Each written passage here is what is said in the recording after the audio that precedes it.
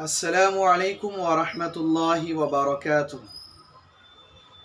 ప్రియమైన సోదరులారా, వెస్ట్ గోదావరి, కృష్ణా జిల్లా మరియు గుంటూరు జిల్లా యొక్క 3 జిల్లాల యొక్క ఇజ్తిమా నంబూరులో, గుంటూరు జిల్లా నంబూరులో ఏర్పాటు చేయడం జరిగింది. 3 రోజుల యొక్క ఇజ్తిమా జనవరి 11వ తారీఖు, 12వ తారీఖు మరియు 13వ తారీఖు ఈ 3 తేదీల్లో ఇజ్తిమా నిర్వహించడం జరిగింది. మరి ఈ ఇజ్తిమాలో ప్రసంగించడానికి మర్కజ్ నిజాముద్దీన్ నుండి అకాబిరీన్, అక్కడి నుండి ఉలమాలు కూడా వస్తున్నారు. ప్రియమైన సోదరులారా, ఈ ఇజ్తిమాకి సంబంధించి ఒక ముఖ్యమైనటువంటి విషయాన్ని నేను చెప్పదలుచుకున్నాను. అదేమిటి అంటే, అల్లాహ్ తబారక వ తఆలా ఏదైతే మనకి క్యాలెండర్ని ఇచ్చారో అది చంద్రమానం ప్రకారంగా ఇచ్చినటువంటి క్యాలెండర్. అది కొంతమందికి సూర్యమాన క్యాలెండర్ కూడా ఫాలో అయ్యేటువంటి వారు ఉన్నారు, ఇంగ్లీష్ క్యాలెండర్. అయితే ఇక్కడ ఇస్లాంలో చంద్రమానం ప్రకారంగా క్యాలెండర్ ఎందుకు ఇవ్వడం జరిగింది గల ముఖ్య ఉద్దేశం ఏమిటి అంటే, దీనిలో చాలా గొప్ప త్యాగం ఉంది. త్యాగం అంటే క్యాలెండర్కి మరియు త్యాగానికి సంబంధం ఏమిటి అండి అని మీరు అనుకోవచ్చు. ఏమిటి అంటే, రంజానుల్ ముబారక్ నెల ఏదైతే వస్తుందో అది చంద్రమానం యొక్క క్యాలెండర్ ప్రకారంగా దాని యొక్క నెలల్లో వస్తుందన్నమాట. మనం ఒక్కసారి గమనించినట్లయితే మన చిన్నప్పటి నుండి మనం చూస్తూ వచ్చాం. ఏం చూసాం? రంజాను నెల మన చిన్నప్పుడు డిసెంబర్ నెలలో వచ్చేది. జనవరి, డిసెంబర్, నవంబర్ నెలల్లో రంజాను ముబారక్ నెల వచ్చేది. చాలా చలి యొక్క వాతావరణం అయినప్పటికీ కూడా అల్లాహ్ యొక్క ప్రసన్నత గురించి చాలా పొద్దున్నే మేలుకొని సెహరీ చేసి ఆ రోజు అంతా కూడా ఉపవాసం పాటించి రాత్రి మళ్ళీ చలిలోనే మగ్రిబ్ నమాజ్, ఇషా నమాజ్, అలాగే తరావీ నమాజుల్ని సైతం ఆ చలిలో అల్లాహ్ యొక్క ప్రసన్నతని పొందడం గురించి చేసేవారం అన్నమాట. మరి ఆ రంజానుల్ ముబారక్ నెల అలాగే జనవరి నెలలోనే రావచ్చు కదండి. ఇంగ్లీష్ క్యాలెండర్ ప్రకారంగా, సూర్యమాన క్యాలెండర్ ప్రకారంగా ప్రతి సంవత్సరం జనవరిలోనే ఆ నెల వస్తే బాగుంటుంది అంటే అది అల్లాహ్ తాలా మనకి ఆ యొక్క అవకాశాన్ని ఇవ్వలేదు. ఎందుకు అంటే దానిలో ఎలాంటి త్యాగం లేదు. ఆ త్యాగం ఏమిటి అంటే, ఎప్పుడు రంజాన్ నెల జనవరిలోనే వచ్చింది అనుకోండి, ఆ వాతావరణానికి, ఆ చల్లటి వాతావరణానికి, ఆ నెలకి మనము మరియు మన యొక్క శరీరం ఏమవుతుంది, అలవాటు పడిపోతుంది. ఆ రంజాన్ నెల కదా, చలిలోనే వస్తుంది కదా, వాతావరణం చల్లగా ఉంటుంది కదా, నేను కూడా ఉపవాసం ఉంటాను, అందరం కూడా ఉపవాసం ఉంటాము అని చెప్పి అందరూ అలవాటు పడిపోతారు.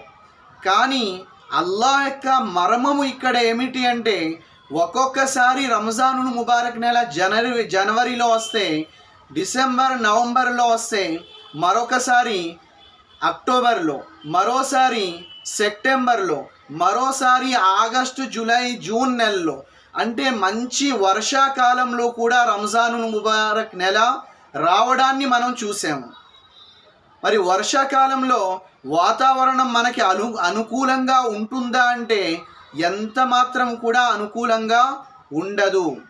ఈదురు గాలులు, చల్లటి గాలులు, తుఫాను గాలులు, వర్షము, తుఫాను, వీటన్నిటి మధ్య అల్లాహ్ యొక్క ప్రసన్నత పొందడానికి ఒక పరిపూర్ణమైనటువంటి విశ్వాసి ఉదయాన్నే సెహరీకి లేచి అప్పటి నుండి మళ్ళీ తహజ్జుద్ నమాజ్, మళ్ళీ ఫజర్ నమాజ్, మళ్ళీ ఇష్రాక్ నమాజ్, అలా నమాజుల్ని ఆ చలిలోనే, ఆ అనానుకూలంగా ఉన్నటువంటి వాతావరణంలోనే చేస్తూ, మరి సాయంత్రం అయినప్పటికీ మగ్రిబ్ నమాజ్, అలాగే ఇషా మరియు తరావీ నమాజుల్ని కూడా ఆ చలిలోనే, ఆ యొక్క వర్షంలోనే, ఆ చల్లటి గాలుల మధ్యనే నమాజుల్ని చేస్తూ మరి అల్లాహ్ యొక్క ప్రసన్నతని పొందడం జరుగుతుంది. మరి ఇది ఇలా ఉంటే అదే వాతావరణానికి అలవాటు పడకుండా మళ్ళీ ఈ రంజాను నెలే మనకి మంచి జూన్ మరి మే నెల, ఏప్రిల్ నెలలో, మరి అలాగే మార్చి నెలలో కూడా వస్తుంది. అంటే తీవ్రమైనటువంటి ఎండ యొక్క నెలల్లో కూడా రంజానుల్ ముబారక్ నెలని మనం పొందాము, మనం చూసాము. మరి ఇక్కడ అల్లాహ్ తఆలా యొక్క పరీక్ష ఏమిటి అంటే, నా దాసుడు ఇంత తీవ్రమైనటువంటి ఎండలో సైతం నా ప్రసన్నత పొందడానికి నా యొక్క ఆజ్ఞని పూర్తి చేస్తాడా లేదా? చలి ఉంది, వర్షం ఉంది, ఎండ ఉంది, వేడి ఉంది అని నా ఆజ్ఞని విడిచిపెట్టేస్తాడా లేక నా ఆజ్ఞని పూర్తి చేస్తాడా అని అల్లాహ్ తఆలా చూడడానికి ఈ రంజానుల్ ముబారక్ నెలని చంద్రమాన క్యాలెండర్ ప్రకారంగా పెట్టడం జరిగింది అన్నమాట. సో దీనిలో ఇదే విషయాన్ని ఒకసారి మనం గమనించినట్లయితే మనకి ఇజ్తిమా మన ముందు ఉంది. ఆ ఇజ్తిమా మనకి అనుకూలమైనటువంటి నెలలో, మనకి అనుకూలమైనటువంటి తేదీల్లో పెడితే మనం వెళ్ళడానికి మొగ్గు చూపుతాం, ఇష్టపడతాం. మరి అక్కడ ఒకవైపు మషోరాతో ఇక్కడ ఈ ఇజ్తిమాకి ఒక 3 లక్షల మంది చాలు మొర్రో ఇంకా వద్దు అని చెప్తే మనకి అనుకూలంగా ఉంది కాబట్టి 10-15 లక్షల వరకు మంది జనం వెళ్ళిపోతారు ఏంటి. అదే ఈ ఇజ్తిమాని కనుక సంక్రాంతి యొక్క సీజన్లో, మంచి వ్యాపార సమయాల్లో, మంచి ఉపాధి రాబడి వచ్చేటువంటి నెలల్లో మనం పెట్టినట్లయితే, పొందినట్లయితే ఈ ప్రపంచానికి మనం ప్రాధాన్యతని ఇస్తూ అటు ఇజ్తిమాని మనం వదిలివేయడం జరుగుతుంది ఏంటి. దీనిలో కూడా అల్లాహ్ యొక్క పరీక్ష ఉంది. అల్లాహ్ చూడదలుచుకుంటున్నాడు ఎవరు ఎంత విశ్వాసాన్ని కలిగి ఉన్నారు, అల్లాహ్ యొక్క ప్రవక్త యొక్క ప్రేమని కలిగి ఉన్నారు అనే విషయాన్ని అల్లాహ్ తఆలా చూడదలుచుకుంటున్నాడు. కాబట్టి మషోరాతో ఏదైతే జరిగిందో, నిర్ణయించబడిందో అది అల్లాహ్ తరపు నుండి నిర్ణయించబడింది. మరి అల్లాహ్కి తెలియదు అంటారా?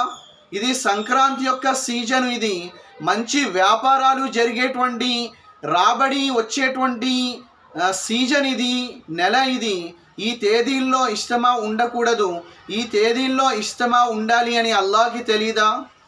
మరి మషోరాతో ఇది ఎందుకు నిర్ణయించడం జరిగింది అంటే అది కూడా అల్లాహ్ తరపు నుండే జరిగింది. అల్లాహ్ మనల్ని ఇక్కడ పరీక్షించదలిచాడు. మరి ఈ విషయాల్ని మనం ముందు ఉంచుకొని ఇజ్తిమాలో మనం పాల్గొవాలా లేదా అనే విషయాన్ని మనం ఒక్కసారి ఆలోచించాలి.